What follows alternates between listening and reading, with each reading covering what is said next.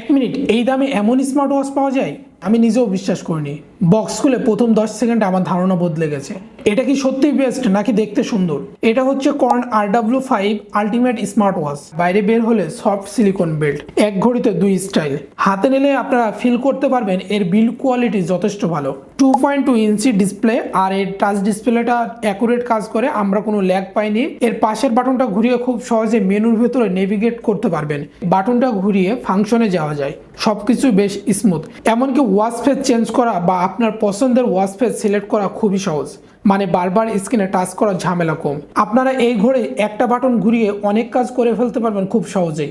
বাকি দুটো বাটন রয়েছে, যে বাটন দুটো আপনারা একইভাবে কাজ করবে।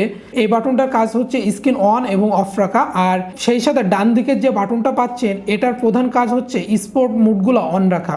আপনি গুরুত্বপূর্ণ কাজে আছেন, বারবার পকেট থেকে ফোন বের করাটা বিরক্তিকর। Bluetooth calling feature, built in speaker mike দিয়ে ঘড়ি থেকে কল রিসিভ বা ডায়াল করা যাবে। Heart rate monitoring, sleep tracking, 120টা sport mode, notification, music control, camera control, সকল ধরনের সলিউশন পাবেন এই স্মার্ট ওয়াচটিতে। এই স্মার্ট ওয়াচটিতে 400 mAh এর ব্যাটারি ব্যবহার করা হয়েছে, আর এই ব্যাটারি আপনাকে ব্যাকআপ দিতে পারে 4 থেকে 7 দিন। মানে আপনি লং টাইম ইউজ করলেও আপনাকে চার্জিং নিয়ে টেনশন করতে হবে না। এই স্মার্ট ওয়াচটির ব্যাটারি ব্যাকআপ নির্ভর করবে আপনার উপর, তার কারণ আপনি কিভাবে ব্যবহার করছেন এই ঘড়িটি তার উপরেই নির্ভর করবে এর ব্যাটারি ব্যাকআপ। আর এই স্মার্ট ওয়াচটি চার্জ দেওয়ার জন্য পেয়ে যাবেন হচ্ছে ম্যাগনেটিক চার্জার। তবে মনে রাখবেন এটা একটা বাজেট স্মার্ট ওয়াচ। আপনার কাছে style, feature, value for money গুরুত্বপূর্ণ হলে এই স্মার্ট ওয়াচটি আপনার জন্য।